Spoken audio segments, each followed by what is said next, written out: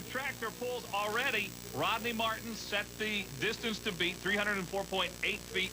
Gary Dickman's going to try to get it here. Yeah, I'm going to tell you, that 304.8 may stand. That is one heck of a pull. But Rat Poison's got the horses. Let's see if Gary Dickman can get him down to the track. Rat Poison out of Toledo, Ohio, looking for green from the track officials to take his shot in the Astrodome.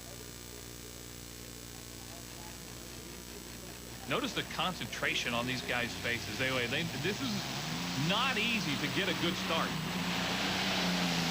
Boy, he's getting wobbly. He's really taking off, zigging and zagging. And look out, he's out of bounds. I'm sure he red flagged. I couldn't catch the official. There he is.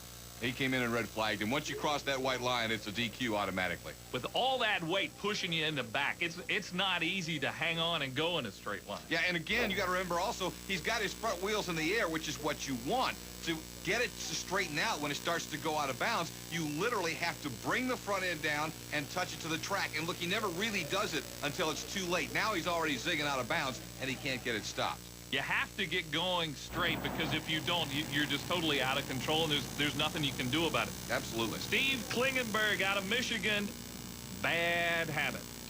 I wouldn't say it's such a bad habit. It's kind of fun. We're having a good time here at Motor Madness as Klingenberg pulls to the sled. Once again, there's another tractor that's got the capabilities, the driving experience, and the talent to take a run at Rodney Martin. But I want to make sure you're aware, that is a dandy pull, and I don't think this track's getting any better. You know, I think that maybe the guys early on got a little bit cleaner track to work with, no ruts, no grooves. Klingenberg's got to find a nice spot in this dirt and then make it stick, keep it straight, and get all the power to the ground. Klingenberg waiting for that green flag. He's hooked up to the weight sled. Awful lot of spin on the line that time. Let's see if he can get it moving.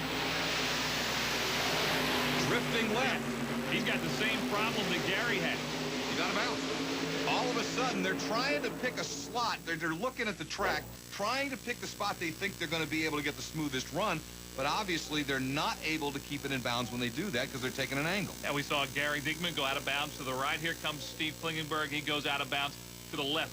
Really no way to straighten that tractor out without giving up the whole thing. What they're wanting to do is start from one side and slowly drift towards the center. They think that's the best way to go here late in the competition. In both cases, with Rat Poison and with Bad Habit, the angle has just been too severe, and once they started carrying out of bounds, there's nothing they could do. It's time now for the top gun, Trent DeClark. He's out of Illinois. And does Top Gun have anything at all for Rodney Martin? It's quite a task to beat here, 304.8. Boy, look at the front end up in the air there. And he went back to the center, but he's even drifting left now. And DeClark, he just finally, kind of fortunately, shut it down before he went out of bounds. He was drifting as well. So a lot of the guys toward the end trying to use a little different technique, but boy, it sure didn't work. Rodney Martin got such a straight, beautiful shot early on, and he made it stick.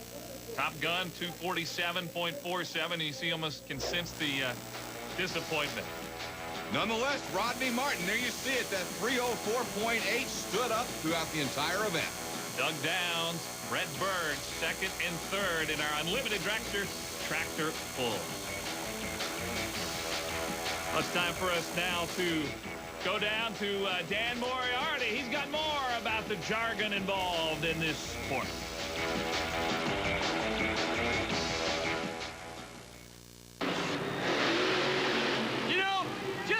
These guys, I gotta tell you, they got a lingo all their own. Well, it's the monster truck world. It's their world. Welcome to it.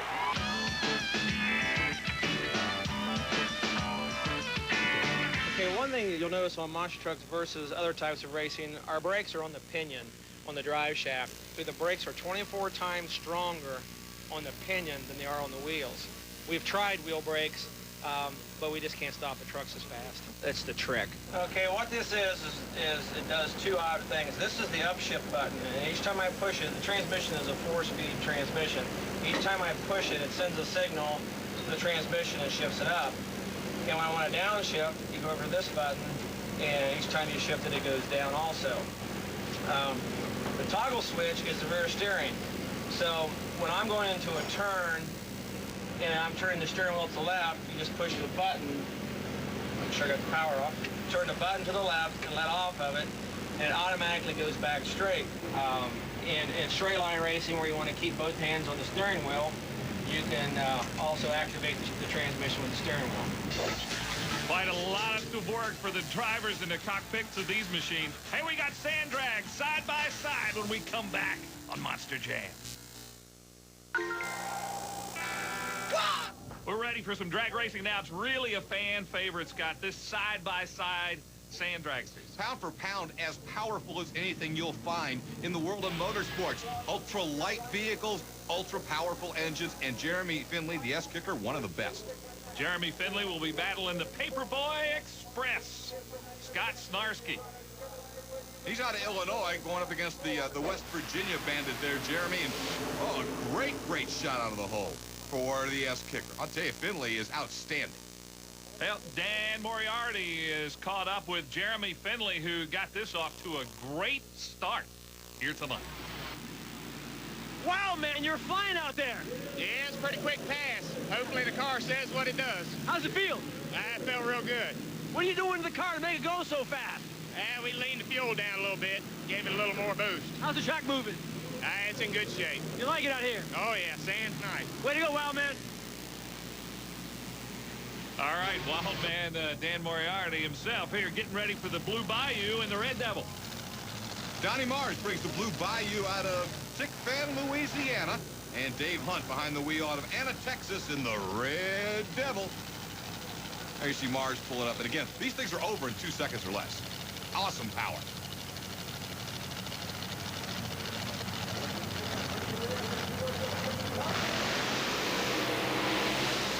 Well, that's tight, but it's Blue Bayou, Donnie Mars. And you're right, it's very quick here, and you have to really watch that tree and get a great start. Absolutely. If you're sitting there sleeping at the line, you're dead. Richter Scale with Dan Richter and Kim Reaction, Steve Behrman, ready to go. A couple of folks out of the Midwest. Richter's from Franklin, Wisconsin, and Behrman out of Holland, Michigan, as they'll go to the line. Now, one of the tricks, obviously, is to be very quick with your anticipation. As you were just talking about a moment ago, when you watch that Christmas tree, when that thing hits green, you've got to be full throttle. You can't wait.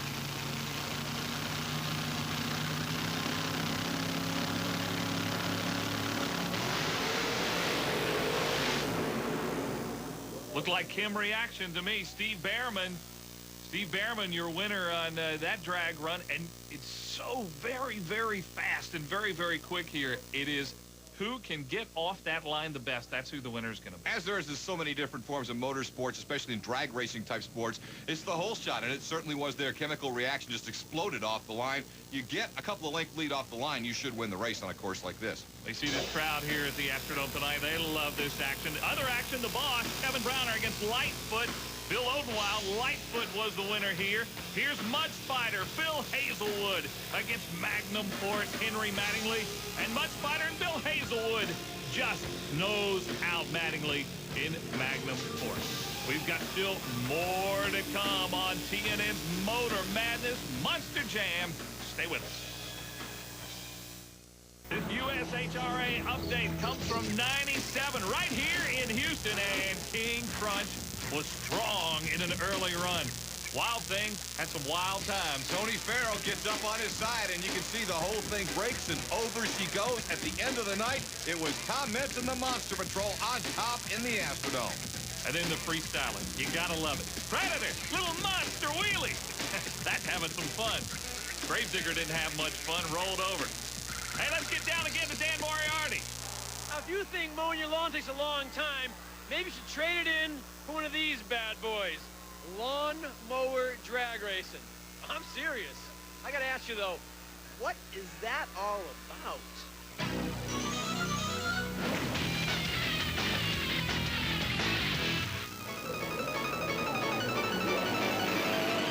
What is it all about racing lawnmowers?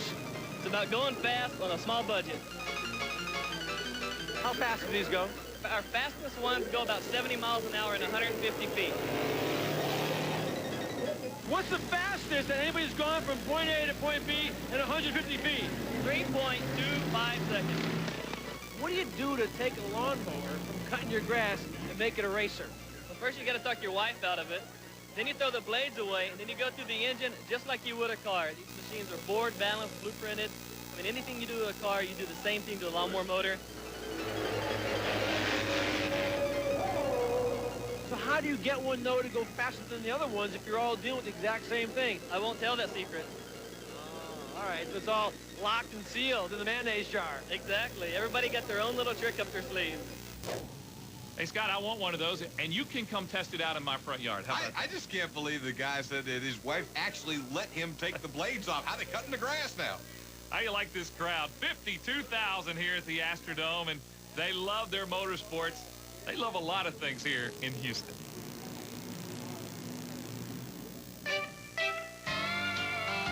It's been said everything is bigger in Texas. Never more true than in Houston, Texas' largest city. When the trucks come calling, there's only one address, the Astrodome, 8th wonder of the world, home to the Astros, and formerly the Oilers. Best known for the largest rodeo and livestock show on the planet. On an international level, we are by far the largest rodeo in the world. There is no other rodeo that comes close to us. And that's saying a mouthful. Cheyenne, Las Vegas, and Calgary staking claims as world's famous rodeo venues. The Astrodome has hosted the rodeo since 1966, along with the Astro Hall, built by HLSR at the same time. 30-plus years later, even this huge stadium is cramped. To be honest, we've outgrown the Astrodome and the Astro Hall. If we get an NFL team in Houston, which we'll know pretty quickly, we'll be building a new dome. It'll hold some 70,000. We'll have a retractable roof right next to this dome. 2 domes in Houston, maybe in the future. But for now, the Astrodome is the only game in town, and the residents show up by the millions. How big is the show? We'll have about 1,800,000 people show up to view the livestock, the exhibits, attend the rodeo. About 1.1 million will actually go into the Astrodome to see the rodeo. And we'll generate a lot of money for scholarships. $7.75 million has been earmarked for this year's scholarships, a number that rises for every edition of the rodeo. What is the key to the success of the Houston Livestock Show and Rodeo? The answer is much the same for the USHRA. Well, we're entertainment, and it is entertainment. We draw a lot of the same type of people that come out, want to see the event, and we're pure entertainment. Still to come, we're going to hook up the sleds. More dragster tractor pulling on Monster Jam.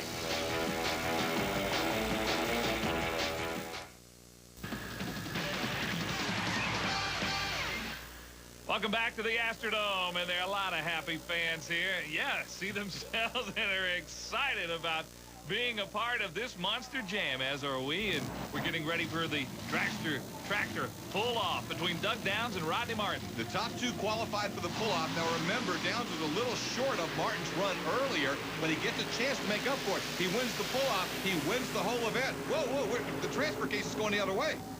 That sled is completely broke. Look out, it gave him a shove at the end. Wow. My goodness. The That'll chain get you whiplash in a hurry. Absolutely. There's a huge chain cable that holds the transfer case. And look at everything just fly up. And now watch. The transfer case comes and just blasts him. Whoa. I'm going to tell you. Thank goodness Downs didn't get hurt on that. That's all that weight just rocketing into the back of his tractor. Well, that now creates a problem for what we're going to do with this pull-off to find out what is going to happen. Let's go down now to Dan Moriarty. Dan? Tell me what just happened. Well, something that very seldom ever happens. We have the best sled in the country working for us here, but we had a sled break. The main chain that makes the box up broke, and that's all I can say. So now what happens to the rest of the night of racing? Okay, we had 2 tractors in a pull-off. Continue the show, we would have had to bring in another sled, which is here. The driver of this tractor hurt himself. He would probably have to come back. He would have to come back and run again. He's very shaken up. It wouldn't be fair to him to come back and lose after that. So we decided to just call it a class, split the money, call it a show. So for safety purposes also, we got to shut things down. That's correct. Now what you just saw happen, you said, doesn't happen very often, if at all. What causes something that wild to happen? Well, when you got tractors running that fast, it's an awesome track. And things break. I mean, we inspect these sleds just like we inspect